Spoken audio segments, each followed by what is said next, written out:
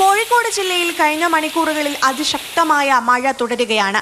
മലയോര മേഖലയായ വിലങ്ങാട് പാലത്തിലൂടെയുള്ള ഗതാഗതം നിരോധിച്ചു.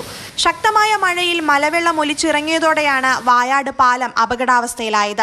പാലത്തിന്റെ രണ്ട് ഭാഗത്തായുള്ള അപ്രോച്ച് റോഡും തകർന്നു. ഗതാഗതത്തിന് നിരോധനം ഏർപ്പെടുത്തിയതോടെ വായാട് ഉന്നതിയിലെ 70ഓളം കുടുംബങ്ങൾ ഒറ്റപ്പെട്ട നിലയിലാണ്.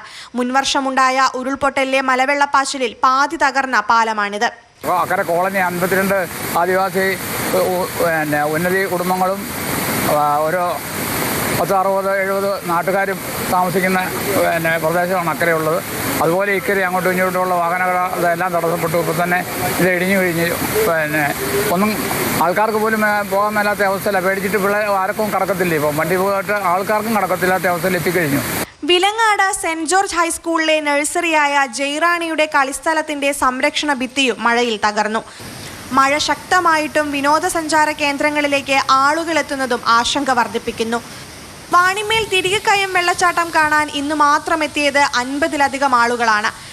വിനോദസഞ്ചാര കേന്ദ്രങ്ങൾ സന്ദർശിക്കുന്നതിനും പുഴയിൽ ഇറങ്ങുന്നതിനും കൃത്യമായ വിലക്കുള്ളപ്പോഴാണ് ആളുകൾ ക്രമാതീതമായി വെള്ളച്ചാട്ടം കാണാനെത്തുന്നത്. കുറ്റ്യാടി, കാവിലുംപാറ മലയോര മേഖലകളിലും ശക്തമായ മഴയെ തുടർന്ന് ഗ്രാമീണ റോഡുകളിൽ വെള്ളം കയറി. വയനാട് സുൽത്താൻ ബത്തേരി തൊട്ടപ്പൻകുളത്ത് ദേശീയപാതയിൽ മരം പൊട്ടി വീണു. ഫയർഫോഴ്സും നാട്ടുകാരും ചേർന്നാണ് മരം മുറിച്ചു മാറ്റിയത്.